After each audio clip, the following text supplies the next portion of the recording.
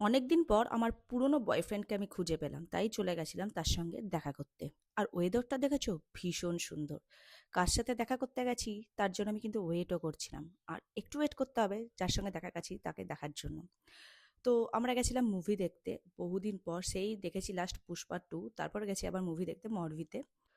তো বয়ফ্রেন্ড গাড়ি পার্ক করতে গেছে, তাই জন্য আমি এখানে ওয়েট করছি কখন সে আসবে। আর কুটুর সেই ফাঁকে কিন্তু ভীষণ ফটো ভিডিও তুলে নিল। ও তো ফটো ভিডিও মানে তোলার চান্স পেলে কোনো অংশেই ছাড়ে না। তারপর উঠে গেলাম লিফটে। আর আমার বয়ফ্রেন্ডকে, অবশ্যই আমার বর, আমার এখন বর হয়েছে কিন্তু আগে তো আমার বয়ফ্রেন্ডই ছিল। আর আমি বয়ফ্রেন্ড কেন বললাম জানো? আমার কেনই মনে হলো যে আমি বয়ফ্রেন্ডের সাথে দেখা করতে গেছি, কারণ সৌরভ যখন আমার সঙ্গে আগে প্রেম করতে আসতো, তখন এরকম করে ঠিক আমি ওর জন্য ওয়েট করতাম, ও আসতো। তো এই মনে হলো আমার পুরোনো দিনটা আবার মনে হচ্ছে ফিরে এসছে। অবশ্যই আমার সঙ্গে আমার সেই টাইমে মেয়ে ছিল।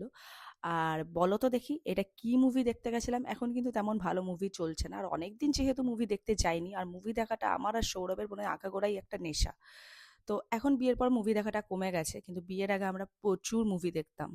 তখন বিগ বাজারের উপরে ছিল 89। ওখানে একটা টিকিট পাওয়া যেত, 25 টাকা নিত এক একটা মানে টিকিটে।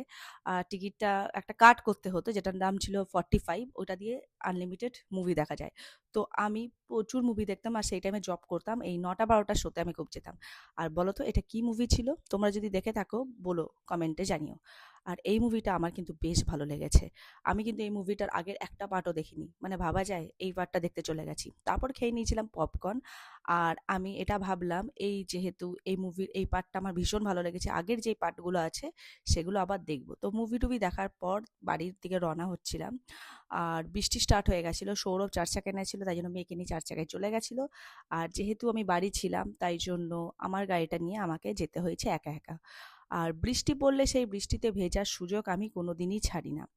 আর সৌরভের গাড়িটা একটা জায়গায় পার্ক ছিল, তো তিনজন মিলে ততদূর গেছিলাম। যাওয়ার পর আমি আবার বৃষ্টিতে ভিজতে ভিজতে ঘরে চলে এসেছি। আর দেখো, এই দেখো, আমি ভিজে ঘরে এসে বসে আছি। তো আমার ভিডিওটা যদি আজকে ভালো লাগে, অবশ্যই লাইক, কমেন্ট অ্যান্ড সাবস্ক্রাইব। আজকের জন্য টাটা।